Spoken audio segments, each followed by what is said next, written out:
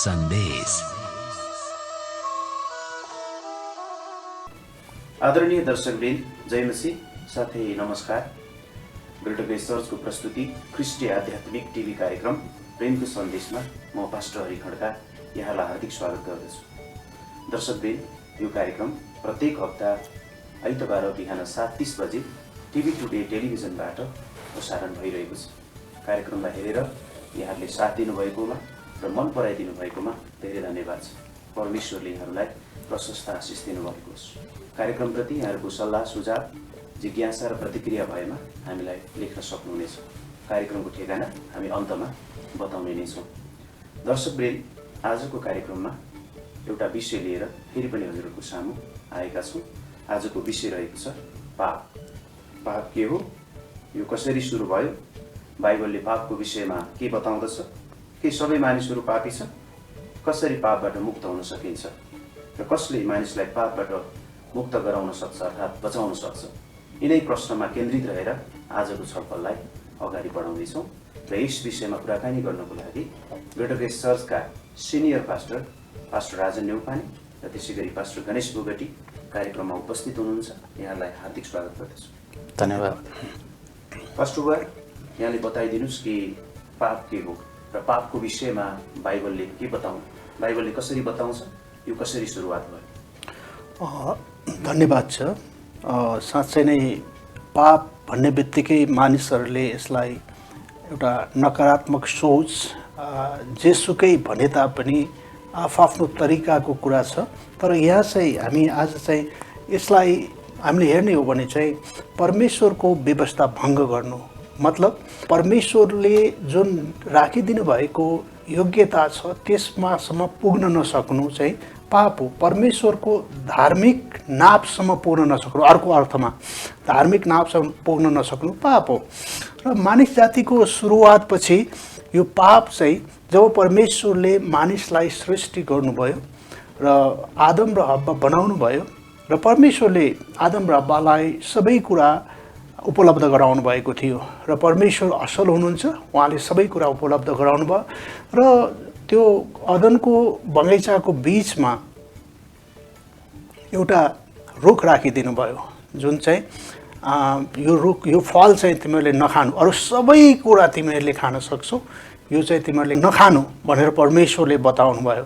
जब परमेश्वरले बताउनु भयो अनि मानिसलाई चाहिँ त्यही कुरा चाह लाग्यो, त्यही कुरा मन पर्यो र हव्वाले विशेष गरेर त्यही फललाई चाहिँ खाइन् र परमेश्वरको त्यो आज्ञालाई, परमेश्वरको त्यो कुरालाई उनले भङ्ग गरिन् र पापको सुरुवात भएको देखिन्छ। तर त्योभन्दा पनि अगाडि हामीले हेर्ने भनेदेखि चाहिँ इजकेल 14 अध्यायमा हामीले हेर्ने भनेदेखि चाहिँ शैतानले चाहिँ घमण्डले गर्दाखेरि उसको स्वतन्त्र इच्छाद्वारा यो चाहिँ पाप आएको हामी देख्न सक्छौँ। मैले आज यहाँ भन्न खोजेको एउटा कुरालाई ध्यान दिउँ कि पाप चाहिँ परमेश्वरले राखिदिनु भएको त्यो महान कुरामा पुग्न नसक्नु र परमेश्वरसँग सम्बन्ध स्थापना गर्न मानिस चुकेको कारणले गर्दाखेरि यस संसारमा पापको सुरुवात भयो।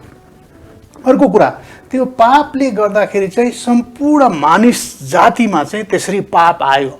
अब के भन्दाखेरि जुन कुरा हाम्रो प्रथम पुर्खा आदम र हव्वा जसद्वारा चाहिँ पाप चाहिँ प्रवेश गर्यो यस पृथ्वीमा सबै मानिसहरूमा, अनि हामी देख्न सक्छौँ यस संसारमा जति मानिस जन्मिन्छन् ती मानिसहरू सबै पापी छन् भनेर बाइबलले भन्छ।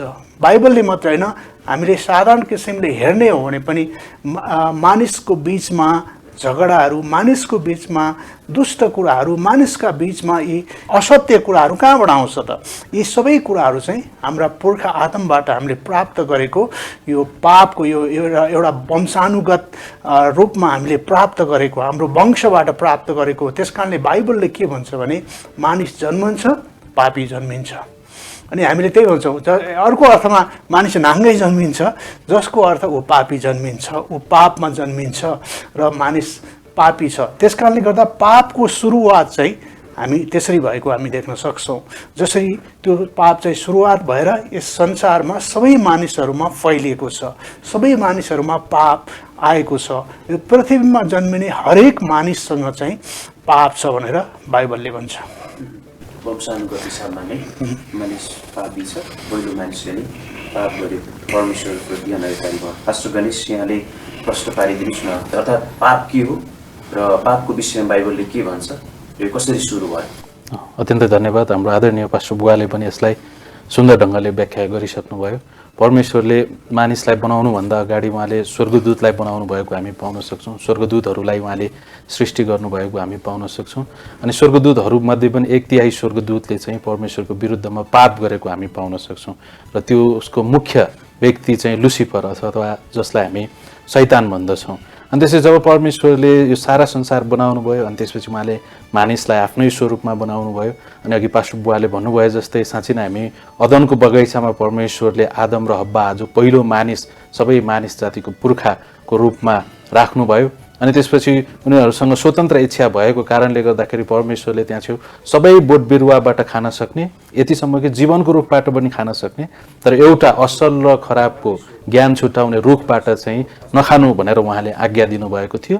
र आदम र हब्बाले त्यही आज्ञा उल्लङ्घन गरेको हामी पाउन सक्छौँ र त्यसको निम्ति शैतानले उनीहरूलाई उत्साह दिएको हामी पाउन सक्छौँ। यसरी चाहिँ मानव दौडमा आदम र हब्बाद्वारा चाहिँ पाप प्रवेश गरेको हामी पाउन सक्छौँ। त्यही भएर जब हामी रोमी 5:12 हेर्छौँ भने यस्तो लेखिएको छ, जसरी एकजना मानिसद्वारा संसारमा पाप आयो र पापद्वारा मृत्यु आयो, अनि त्यसरी नै मृत्यु सबै मानिसहरूमा फैलियो किनकि सबैले पाप गरेका छन्।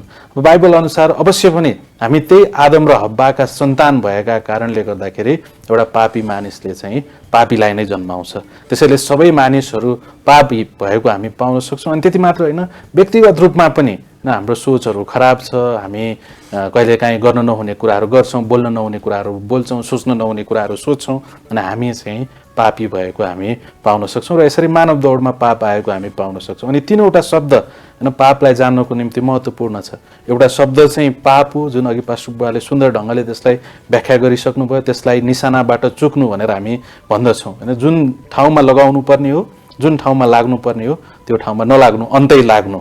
अनि त्यसपछि अर्को अपराध भन्ने शब्द हामी देख्न सक्छौँ, जसले चाहिँ परमेश्वरको व्यवस्थाहरूलाई उल्लङ्घन गर्नु भनेर व्याख्या गर्न हामी सक्छौँ। अनि हामी सबैले अवश्य पनि परमेश्वरको व्यवस्थालाई उल्लङ्घन गरेका छौँ। अनि अर्को अधर्म, अनि जुन चाहिँ लुसिफरमा पाइयो, जुन चाहिँ शैतानमा पाइयो, यो चाहिँ भावनात्मक विद्रोह हो।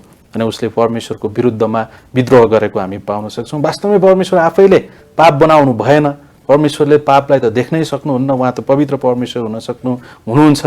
तर यही लुसिफर शैतानबाट पाप सुरु भएको, अनि मानव दौडमा पापको सुरुवात चाहिँ आदम र हब्बाबाट भएको हामी पाउन सक्छौँ। र यसरी सबैले पाप गरेको र पापी भएको हामी स्पष्टसँग देख्न सक्छौँ। धन्यवाद छ। साँच्चै नै परमेश्वर आफैले चाहिँ पापलाई सुरुवात गर्नु भएन, तर लुसिफर जो स्वर्गदूत थियो उसले चाहिँ परमेश्वरको विरुद्धमा विद्रोह गर्यो, घमण्ड गर्यो र ऊ पतित भयो र उसैद्वारा पापको सुरुवात भयो र यो पहिलो मानवमा सर्दै यो चाहिँ आइरहेको छ। पास्टर बुवा, त्यसो भए पापको परिणाम चाहिँ के हुन्छ त? पापको परिणामको विषयमा यहाँले बताइदिनुहोस् न। पहिलो कुरो हामीले अघि बताइसक्यौँ कि जब मानिस यस पृथ्वीमा जन्मिन्छ, पापी जन्मिन्छ, किनभने सबैले पाप गरेका छन्। रोमी 3:23 भन्छ सबैले पाप गरेका छन् र परमेश्वरको महिमा रहित हुन पुगेका छन्, जसको अर्थ मानिस जातिले पापी छ भन्ने कुराको प्रमाण जब मान्छे जन्मिन्छ, जब मान्छेले जन्मिन्छ तब ऊ के गर्छ? रुन्छ, जसको मतलब स्वार्थी कुराहरू हुन्छ। हामी देख्छौँ हाम्रो बालबच्चाहरूलाई पनि हामी असल गर्नलाई मात्रै सिकाउनु पर्छ, कहिले पनि हामीले खराब गर्न सिकाउँदैनौँ। कहाँबाट आउँछ यो खराब? कहाँबाट यी कुराहरूलाई प्रवेश पायो यो संसारमा? यी कुरालाई जब हामी विचार गर्छौँ भने यो चाहिँ पापको परिणाम हो। त्यसकारणले पापको कारणले मानिस पापी जन्मिन्छ र यहाँ चाहिँ सबैले पाप गरेका छन् भनेर रोमी 3:23 भन्छ हरेक पृथ्वीमा जन्मे। त्यसै गरी पहिलो राजा 4:46 भन्छ पाप नगर्ने कुनै पनि मानिस छैन यस संसारमा। त्यसै गरी उपदेश 7:20 भन्छ पृथ्वीमा पाप नगर्ने कुनै मानिस छैन। मानिस जातिको पाप चाहिँ अदनबाट सुरु भयो र यसको परिणाम चाहिँ हेर्ने हो भने हामी रोमी 6:23 देख्छौँ कि पापको दण्ड चाहिँ मृत्यु हो, अर्थात् पापको ज्याला चाहिँ मृत्यु हो, पापको ज्याला चाहिँ नरक हो र पापको ज्याला चाहिँ परमेश्वरदेखि अलग हुनु हो। मतलब अब पापी मानिस परमेश्वरसँग मिल्न सक्दैन। यस संसारमा पापी आएको छ, मानिस पापमा जन्मिन्छ, मानिस परमेश्वरसँग मिल्न सक्दैन। अब परमेश्वरसँग उसको सम्बन्ध हुँदैन। अघि हामीले पास्टर गणेशले जसरी बताउनु भयो नि, अब धर्मी परमेश्वरसँग पापी मानिस सम्बन्ध स्थापना गर्न सक्दैन। अब परमेश्वर र मानिसको बिचमा चाहिँ यदि ठुलो खाडल छ कि जुन खाडललाई हामी कुनै पनि कामद्वारा, कुनै पनि धार्मिक कार्यद्वारा यसलाई हामी पुर्न सक्दैनौँ र ठुलो खाडल भएको छ।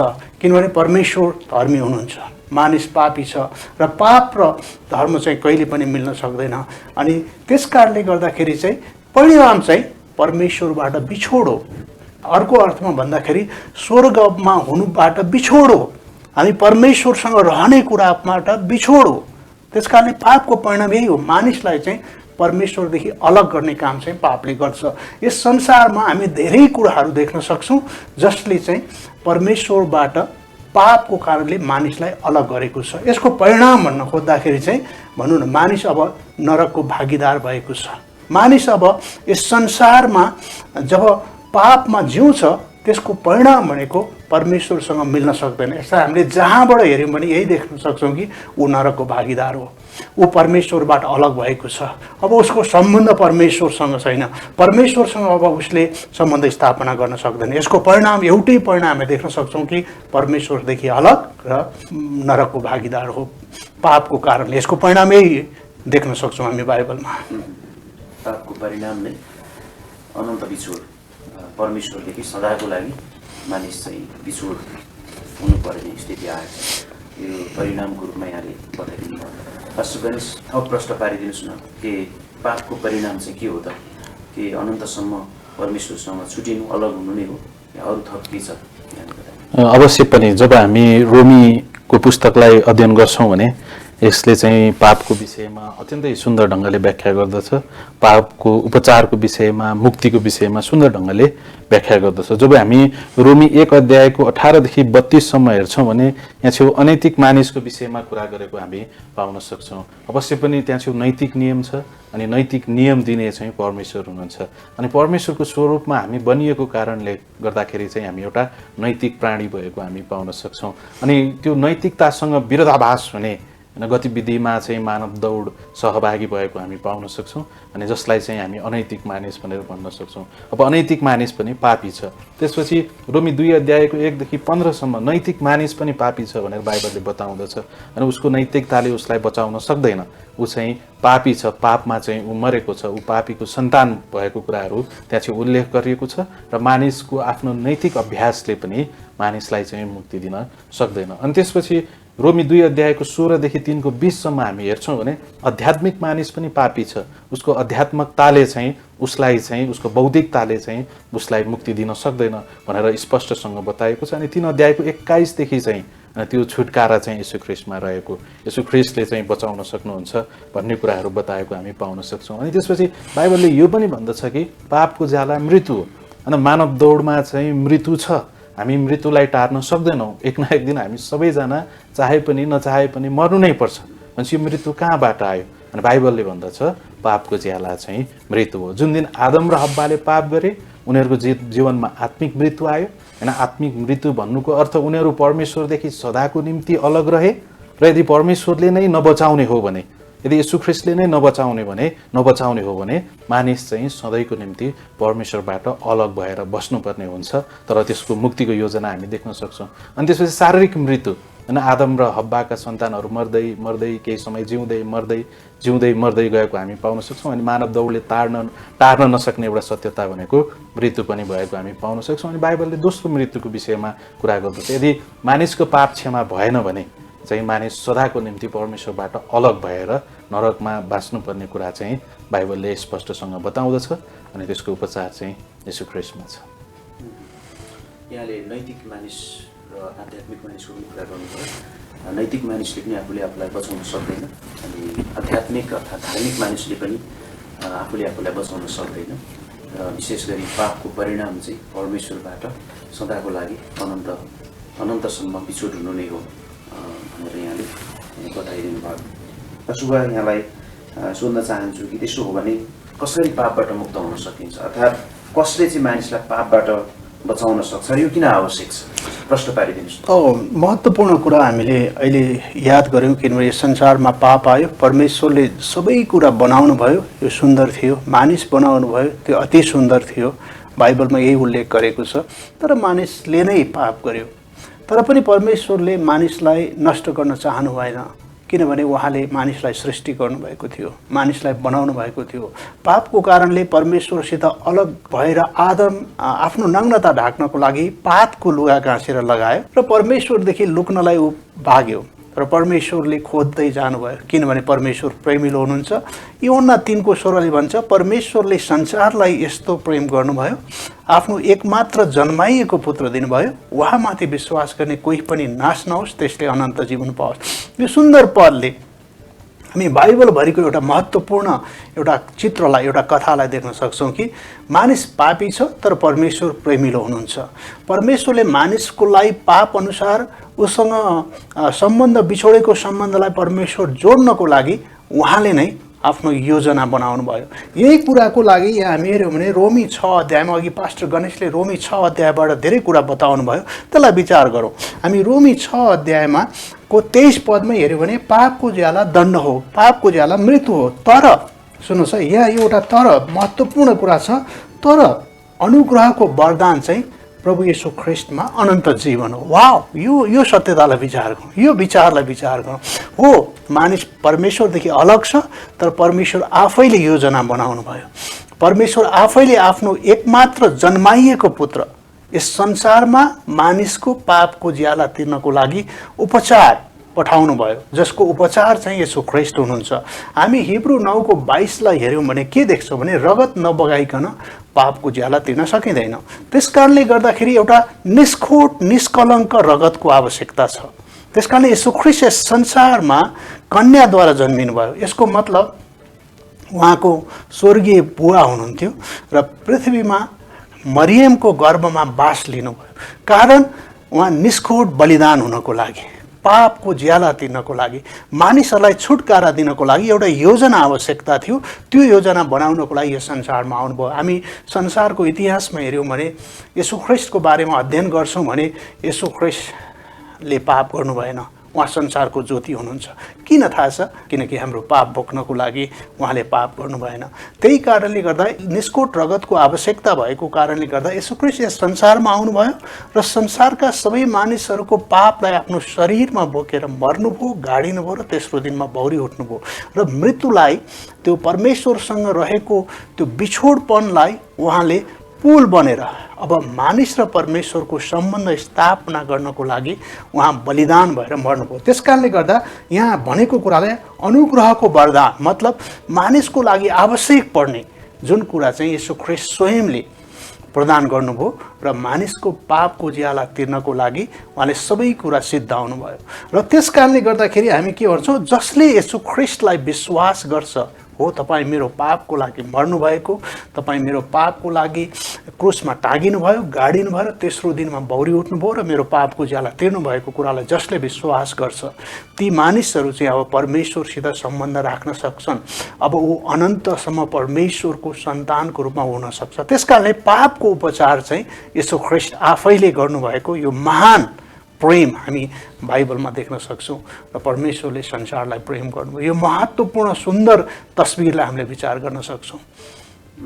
कसरी पापबाट मुक्त हुन सकिन्छ, अर्थात् कसले मानिसलाई पापबाट बचाउन सक्छ, मुक्ति दिन सक्छ भन्ने प्रश्नको जवाफमा यहाँले बताइदिनु भयो कि परमेश्वर स्वयंले योजना गर्नुभयो र आफ्नो पुत्र येशू ख्रिस्ट यो संसारको लागि दिनुभयो, जसले उहाँमाथि विश्वास गर्छ। पास्टर गणेश, यहाँले थप प्रश्न पारिदिनुहोस् न, कसरी मानिसले पापबाट मुक्ति पाउन सक्छ, अर्थात् कसरी पापबाट मुक्त हुन सकिन्छ? कि परमेश्वर पवित्र हुनुहुन्छ, परमेश्वर धर्मी हुनुहुन्छ, यो कुरा हामी अत्यन्त स्पष्टसँग देख्न सक्छौँ। परमेश्वरले पापलाई घृणा गर्नुहुन्छ, परमेश्वरले दुष्टतालाई घृणा गर्नुहुन्छ, तर परमेश्वरले पापीलाई प्रेम गर्नुहुन्छ। अनि सबै मानिसले पाप गरेका छन् र परमेश्वरको महिमा रहित हुन गएका छन्। अघि पास्टर बुवाले अत्यन्तै सुन्दर ढङ्गले यसलाई व्याख्या गर्नु भएको छ। अनि जब हामी रोमी 5:19 पदमा जान्छौँ भने यस्तो लेखिएको छ, किनकि जसरी एउटा मानिसले आज्ञा भङ्ग गरेकोले धेरैजना पापी बनिए भनेपछि आदम र हब्बाले पाप गरेको हामी पाउन सक्छौँ, आदमले पाप गरेको हामी पाउन सक्छौँ। अनि आदमले परमेश्वरको आज्ञा उल्लङ्घन गरेर पाप गरेको कारणले आदमका सम्पूर्ण सन्तानहरू जो सम्पूर्ण मानव दौडहरू हुन् उनीहरू पापी भएको हामी पाउन सक्छौँ र व्यक्तिगत रूपमा उनीहरू आफैले पनि पाप गरेको हामी पाउन सक्छौँ। भनेपछि एकजना व्यक्तिद्वारा चाहिँ यसरी सिङ्गो मानव दौडमा पाप प्रवेश गरेको हामी पाउन सक्छौँ। त्यही भएर हामी स्वभावैले पापी छौँ होइन। त्यही भएर हामी स्वभावैले बच्चैदेखि नै होइन हामी झुट बोल्न कसैले सिकाउनु पर्दैन, अरूलाई छक्क्याउन कसैले सिकाउनु पर्दैन, ईर्ष्या गर्न डाहा गर्न कसैले पनि सिकाउनु पर्दैन। सँगै फेरि हामी केही राम्रा कामहरू त अवश्य पनि गर्दछौँ। अनि यसले यो पदले बताउँदछ किनकि जसरी एउटा मानिसले आज्ञा भङ्ग गरेकोले धेरैजना पापी बनिए त्यसरी नै एकजनाले आज्ञा पालन गरेकाले धेरै धर्मी बनाइए। हो आदमको कारणले सम्पूर्ण मानव दौडमाथि पाप आयो, तर त्यो पापको ज्याला मृत्युबाट बचाउनको निम्ति पाप क्षमाको निम्ति परमेश्वरले आफ्नो एकमात्र पुत्र येशू ख्रीष्टलाई मुक्तिदाताको रूपमा पठाउनु भयो। र त्यही येशू ख्रीष्ट जो कन्याद्वारा जन्मिनु भयो, जसले कहिले पनि पाप गर्नु भएन, कहिले पनि झुट बोल्नु भएन, जसले चाहिँ अत्यन्तै धेरै चमत्कारहरू गर्नुभयो, चिन्हहरू गर्नुभयो र उहाँ हाम्रो पापको निम्ति परमेश्वरको अनन्त योजना अनुसार नै क्रुसमा गएर टाङ्गिनु भयो र उहाँले आफ्नो पापरहित खोटरहित रगत बगाउनु भयो, आफ्नो शरीर उहाँले अर्पण गर्नुभयो, उहाँ क्रुसमा मारिनुभयो, मर्नुभयो। कारण किन? यो सब हाम्रो पाप क्षमाको लागि थियो। अनि त्यति मात्र होइन, उहाँ चिहानमा गाडिनु भयो र तेस्रो दिनमा बौरी उठ्नुभयो, उहाँले मृत्युलाई पनि जित्नुभयो। त्यसको मतलब के हो? पापमाथि अब मानिसले येशू ख्रीष्टमा विजय प्राप्त गरेको छ भन्ने कुरा चाहिँ उहाँले आफ्नो पुनरुत्थानबाट घोषणा गर्नुभयो। अनि अन्तिममा 21 पदमा रोमी 5को 21 पनि हामी यो पाउँछौँ, जसरी पापले मृत्युमा राज्य गर्यो त्यसरी नै हाम्रा प्रभु येशू ख्रीष्टद्वारा अनुग्रहले पनि धार्मिकताद्वारा अनन्त जीवनका लागि राज्य गरोस्। अब त्यो पापको क्षमा येशू ख्रीष्टमा छ, येशू ख्रीष्टले सम्पूर्ण कार्य सिद्धाउनु भयो। अब जसले येशू ख्रीष्टलाई विश्वास गर्छ उसको पाप क्षमा भएको छ, उसको पापको उपचार भएको छ। अब ऊ नरकमा जानु पर्दैन, ऊ परमेश्वरबाट अलग रहनु पर्दैन, तर सदाको निम्ति येशू ख्रीष्टमा उसँग अनन्त जीवन छ र अब उसले येशू ख्रीष्टमा विश्वासको कारणले गर्दाखेरि मुक्ति पाउँछ। यहाँलाई धेरै धन्यवाद छ। हामी कार्यक्रमको अन्ततिर आइसकेका छौँ र अन्तमा छोटकरीमा यहाँले बताइदिनुहोस् कि बसुगा मानिसले पापबाट मुक्त हुन अथवा पाप क्षमा पाउन किन आवश्यक छ? साँच्चै हामीले सुरुदेखि नै हेऱ्यौँ, मानिस पापी छ, यस संसारमा पाप आयो, पापको ज्याला मृत्यु हो, तर परमेश्वरको अनुग्रहको वरदान ख्रीष्ट येशूमा अनन्त जीवन हो। मतलब येशू ख्रीष्ट परमेश्वर स्वयं आफैले मानिसलाई मुक्तिको योजना बताउनु भयो र जसले त्यो योजनालाई विश्वास गर्छ, जसले येशू ख्रीष्टले गर्नुभएको महान कार्यलाई स्वीकार गर्छ, ती मानिससँग अब परमेश्वरको मिलाप भएको छ। अब ती मानिससँग परमेश्वर र मानिसको बिचमा मिलाप भएको छ। जसरी येशू ख्रीष्टको जन्मदाखेरि उहाँको नाम इमानुएल राख्नेको अर्थ चाहिँ परमेश्वर हामीसँग। अब परमेश्वरको वासस्थान परमेश्वर अब मानिससँग मिल्नु भएको छ र यसले यही कुरा देखाउँछ कि पापको ज्याला मृत्यु भए तापनि परमेश्वरको अनुग्रहको वरदान ख्रीष्ट येशूमा अनन्त जीवन हो। आखिर अन्तिम कुरा चाहिँ परमेश्वरसँग मिलापको लागि येशू ख्रीष्टले गर्नुभएको कार्य नै महत्त्वपूर्ण छ। यसैलाई हामी जान्दछौँ। एक लाइनमा बताइदिनुहोस् यो किन आवश्यक छ? मानिसले पापबाट मुक्त हुन किन आवश्यक छ? अवश्य पनि परमेश्वरले मानिसलाई आफ्नो बनाउन चाहनुहुन्छ, आफ्नो स्वरूपमा बनेका मानिसहरूलाई बचाउन चाहनुहुन्छ र मानिसको पाप क्षमा हुन आवश्यक छ र येशू ख्रीष्टमा चाहिँ मानिसको पाप क्षमा भएको हामी पाउन सक्छौँ। अनि जस कसैले येशू ख्रीष्टमाथि विश्वास गर्छ उसको पाप क्षमा भएको छ र उसँग अनन्त जीवन स्वर्ग छ भन्ने कुरामा ऊ सुनिश्चित हुन सक्छ। धन्यवाद। दर्शकवृन्द, हामीले आज पापको विषयमा कुराकानी गऱ्यौँ। मानिस सबैजना पापी छ। पहिलो मानिसले नै पाप गरेको कारणले गर्दा यो डिएनए सबै मानिसमा आएको छ, अर्थात् वंशावलीको कारणले नै सबै मानिस पापी छन् र पापको परिणाम परमेश्वरसँग अनन्तसँग बिछोड भएर बस्नुपर्ने भएकोले परमेश्वरले नै प्रबन्ध गर्नुभयो, योजना गर्नुभयो कि उहाँले आफ्नो एकलौटे पुत्र संसारमा पठाउनु भयो र उहाँलाई विश्वास गर्ने, प्रभु येशू ख्रीष्टमाथि विश्वास गर्ने मानिसहरूले परमेश्वरसँग सधैँभरि मिलापमा रहन पाउनेछन्, पापबाट बचाइनेछन्। यही कुरा आजको विषयमा हामीले सिकेका छौँ अर्थात् सुनेका छौँ। हामीलाई हेरेर साथ दिनुभएको लागि धेरै धन्यवाद छ। कार्यक्रम सम्बन्धी यहाँको कुनै सल्लाह, सुझाव, जिज्ञासा र प्रतिक्रिया भएमा हामीलाई लेख्न सक्नुहुनेछ। हाम्रो ठेगाना कार्यक्रम प्रेमको सन्देश, post box number 9749 Kathmandu Nepal. Phone number 985110 53338, 9861 59 17 49, 9841 52 0297। त्यसै गरी यहाँले हामीलाई इमेलबाट पनि सम्पर्क गर्न सक्नुहुनेछ। हाम्रो इमेल ठेगाना रहेको छ ggfnepal@hotmail.com। हवस् त दर्शकले, आजको कार्यक्रमबाट आदरणीय पास्टर राजन ढुकानी, पास्टर गणेश बोगटी र म पास्टर हरि खड्का बिदा हुन चाहन्छु। आगामी हप्ताको आइतबार 7:30 बजे अर्को नयाँ विषय लिएर यहाँको सामु उपस्थित हुने नै छौँ। तबसम्मको लागि बिदा चाहन्छु। यहाँको दिन असल रहोस्। जय मसीह। नमस्कार।